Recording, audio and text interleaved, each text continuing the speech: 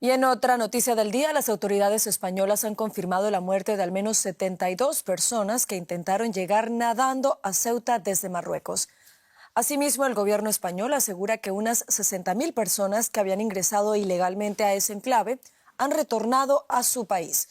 Pese a ello, se mantienen las tensiones entre los miembros de la Unión Europea. Italia ha suspendido durante 30 días la aplicación del espacio Schengen con España, una medida respaldada también por Finlandia, Dinamarca y República Checa. En una carta dirigida a la presidenta de la Comisión Europea, Ursula von der Leyen, el presidente del gobierno español, Pedro Sánchez, ha criticado la respuesta de algunos países miembros a los que acusa de actuar con egoísmo. Y analizamos ahora la situación en Ceuta con el doctor en Ciencias Políticas y experto en migración, Augusto Del Cader Palacios, a quien saludamos a esta hora en Madrid. Señor Del Cader, muchas gracias por estar con nosotros. Díganos, por favor, ¿qué lectura hace usted del rol de Marruecos en esta crisis? Hola, muy buenas tardes.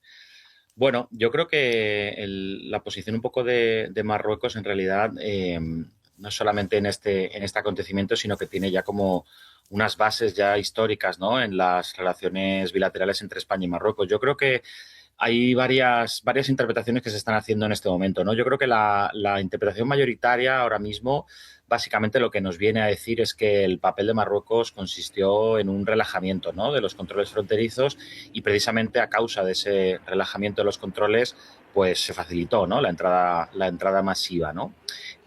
Hay otras posiciones donde incluso van un poco más allá en este acontecimiento porque lo conectan con acontecimientos pasados, como el que sucedió, por ejemplo, en 2021, donde se dice que no solo hubo, digamos, una cierta permisividad o pasividad por parte de Marruecos en este incidente, sino que incluso hubo, pues, de algún modo una actitud más proactiva, ¿no?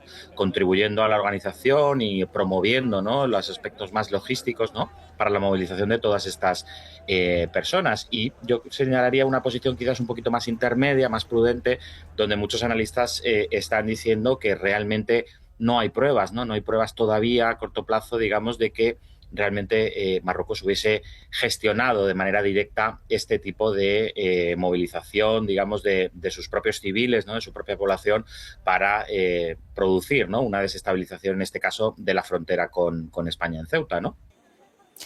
Hablando sobre la postura de España, ¿qué se dice allí en torno al origen de esta crisis?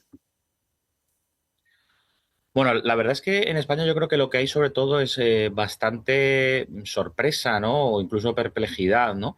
Por, digamos, ese interés, en este caso quizás no demasiado bien explicado ni justificado, por evitar, digamos, el conflicto o la confrontación diplomática con Rabat, ¿no? Después de los acontecimientos que han sucedido, pues la mayoría de la opinión pública, ¿no? En España, pues probablemente hubiese esperado, ¿no? Una reacción un poco más clara o más contundente, al menos de exigencia, ¿no? De responsabilidades al gobierno de Marruecos por parte del gobierno de España. Por tanto, sí que es cierto que ha sorprendido, ¿no? Digamos, esos elogios, ¿no? Al buen estado de las relaciones bilaterales o a la cooperación en materia migratoria de Marruecos a pesar de lo que ha sucedido, ¿no? La posición de España, básicamente del gobierno de España, se ha basado en atribuir, digamos, como causa de esta crisis los bulos y la desinformación que se han circulado a través de las redes sociales y al trabajo de las mafias, ¿no? Sí que es verdad que también se han mencionado algunas cosas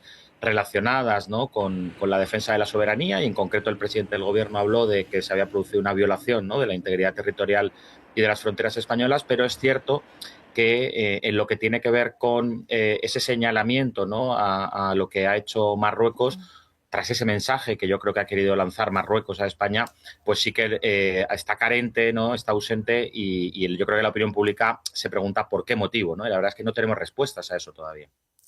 ¿Qué medidas cree usted se pueden tomar para evitar que se vuelva a producir una situación como esta? Bueno, yo creo que habría que trabajar probablemente en tres dimensiones diferentes, ¿no? Una primera dimensión, yo creo que es la humanitaria, ¿no? Teniendo en cuenta que estamos en torno a 70 o algo más de 70 fallecidos, creo que es fundamental, ¿no? Reforzar la infraestructura de acogida, ¿no? Que tiene las ciudades autónomas de Ceuta y Melilla, ¿no? Y estoy hablando básicamente del número de plazas, ¿no? De los centros de estancia temporal de inmigrantes, de trabajadores, ¿no? Que llevan a cabo las labores en esa primera acogida, ¿no? En esa primera recepción, ¿no? De las personas que llegan.